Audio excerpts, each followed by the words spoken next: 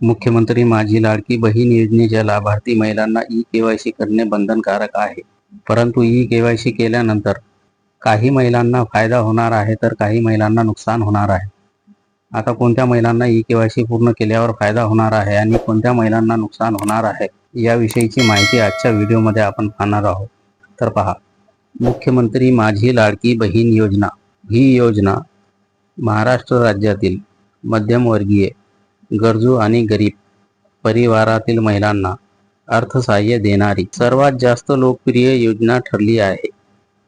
या योजनेच्या नियमाप्रमाणे ज्या महिला योजनेचा लाभ घेण्यास पात्र आहे अशा सर्व महिलांना प्रत्येक महिन्याला 1500 रुपयांचा सन्मान निधी दिला जात आहे.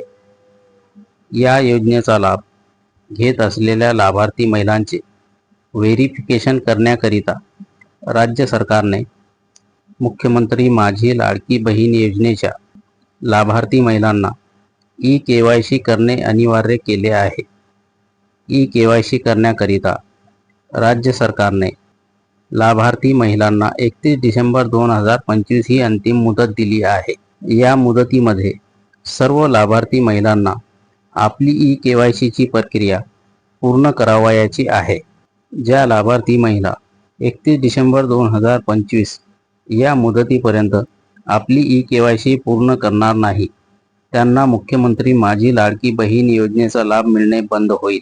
डिसेंबर महिना समाप्त होण्यास अवघे 5 दिवस शिल्लक राहिले आहे. या 5 दिवसांमध्ये लाभार्थी महिलांनी आपली ई-केवायसीची प्रक्रिया पूर्ण करणे आवश्यक आहे. तर पहा, मुख्यमंत्री माझी लाडकी बहीण योजना ही महाराष्ट्र राज्यातील मध्यमवर्गीय, गरीब आणि गरजू महिलांकरिता अतिशय लोकप्रिय ठरलेली ही योजना आहे. महाराष्ट्र राज्यातील बऱ्याच महिलांनी या योजनेचा लाभ घेण्याकरिता अर्ज केले आणि ज्या महिला नियमाप्रमाणे पात्र होत्या अशा सर्व महिलांना मुख्यमंत्री माझी लाडकी बहीण योजनेचे लाभ सुरू झालेले आहे. प्रत्येक महिन्याला 1500 रुपयाचा सन्मान निधी महिलांना दिला जात आहे. मुख्यमंत्री माझी लाडकी बहीण योजनेचा लाभ घेत असलेल्या महिलांचे व्हेरिफिकेशन करण्याकरिता राज्य सरकारने योजनेच्या लाभार्थी महिलांना ई-केवायसी करणे बंधनकारक केले आहे आणि ई-केवायसी करण्याकरिता 31 डिसेंबर 2025 ही अंतिम मुदत देण्यात आलेली आहे. या दिलेल्या मुदतीच्या आत सर्व लाभार्थी महिलांना आपली ई-केवायसीची प्रक्रिया पूर्ण करून घ्यायची आहे.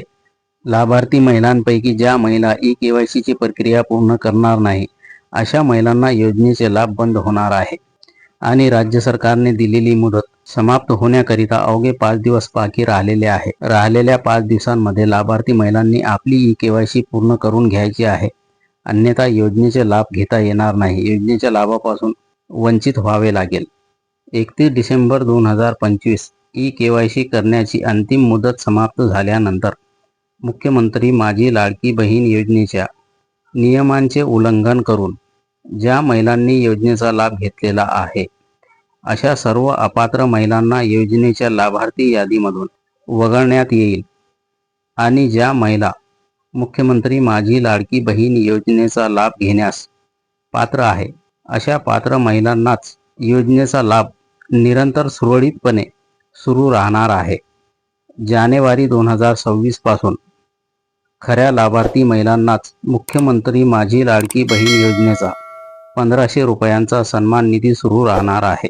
तर पहा, या ठिकाणी स्पष्ट केलेले आहे 31 डिसेंबर 2025 पर्यंत ई-केवायसी करण्याची अंतिम मुदत समाप्त झाल्यानंतर मुख्यमंत्री माझी लाडकी बहीण योजनेचे जे नियम आहे त्या नियमांची पूर्तता न करता ज्या महिलांनी अर्ज केलेले आहे आणि त्यांना मुख्यमंत्री माझी लाडकी बहीण योजनेचे लाभ सुद्धा सुरू आहे, दर महिन्याला 1500 रुपये ते घेत आहे, परंतु ई-केवायसी झाल्यानंतर 31 डिसेंबर 2025 नंतर अशा सर्व अपात्र महिलांना योजनेच्या लाभार्थी यादीमधून वगळण्यात येणार आहे.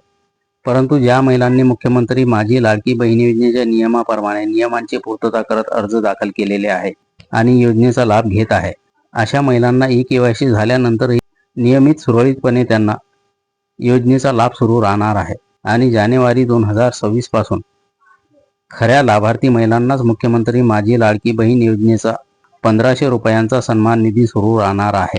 ज्या महिला नियमाप्रमाणे अपात्र आहे अशा महिलांचा मात्र नुकसान होणार आहे. आतापर्यंत 1500 रुपये मिळत होते, परंतु आता त्यांना 1500 रुपये मिळणार नाही. तर अशी ही महत्त्वपूर्ण माहिती आहे. जास्तीत जास्त महिलांपर्यंत ही माहिती पोहोचावी याकरिता व्हिडिओला नक्की शेअर करा. चॅनलला सबस्क्राईब केले नसेल तर सबस्क्राईब करा, फॉलो करा, लाईक करा, कमेंट करा आणि व्हिडिओला जास्तीत जास्त शेअर करा.